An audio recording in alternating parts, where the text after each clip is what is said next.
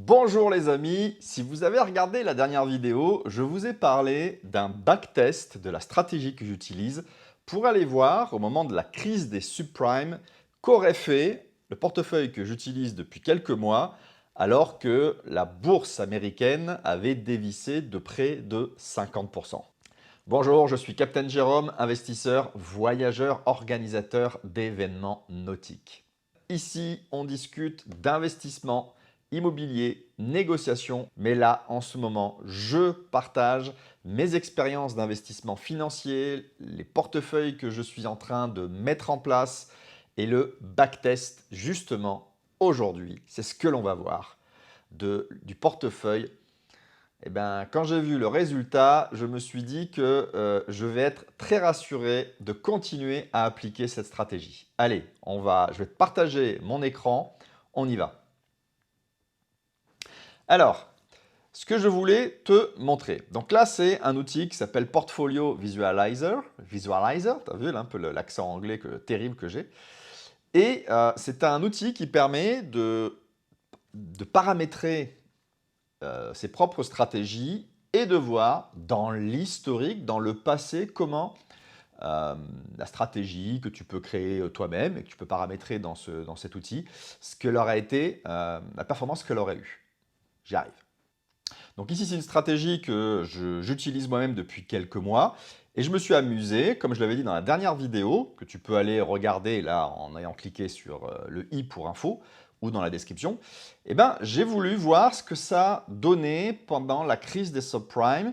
Donc, j'ai paramétré le logiciel pour qu'il me montre les années 2008, 2009, 2010. Alors, là, c'est juste pour voir un peu mieux, je clique sur logarithme, enfin, échelle logarithmique pour mieux voir la différence entre les... donc ça, en rouge, c'est le SP500. Et en bleu, c'est ma stratégie. Donc, si on met par exemple un chiffre rond 100 000 € début 2008, on voit que eh ben, ici en février 2009, l'indice américain passait de 100 000 € à 51 000 €, c'est-à-dire qu'il perdait près de 50%, c'est ce que l'on voit ici, de sa valeur en un peu plus d'un an. Qu'est-ce que fait le portefeuille que je suis? Alors là, je n'ai pas paramétré les frais, j'ai peut-être chaque année à peu près 1% de frais de trading en fonction du nombre de transactions que je peux avoir. J'en ai, je crois, 6 en moyenne par an.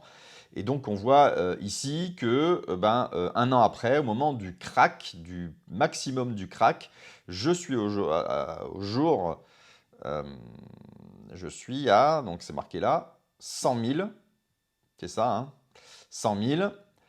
Et puis, en fait, elle ne descend, le portefeuille ne descend jamais, il touche 100 000, en fait, voilà, il est assez stable, donc c'est rassurant pendant que l'autre s'écroule.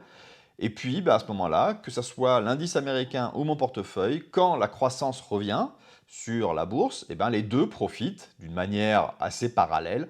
Et donc, à la fin, le portefeuille moi, que j'ai en place, il me donne 192 000 €, c'est-à-dire qu'en 3 ans, il a quasiment triplé la valeur de mon portefeuille, mon patrimoine, alors que la bourse américaine arrive toujours pas à récupérer les 100 000 € de départ. Voilà, donc ça c'est le portefeuille que j'utilise. J'en avais pas dans la vidéo, je voulais absolument te le montrer.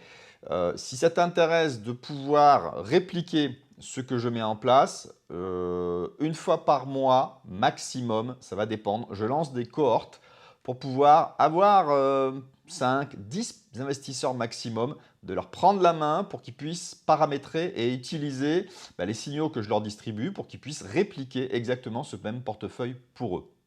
Donc regarde dans le premier lien, dans la description de la vidéo, tu pourras avoir tout le détail. Pour résumer, un outil pour backtester tes stratégies, c'est Portfolio Visualizer.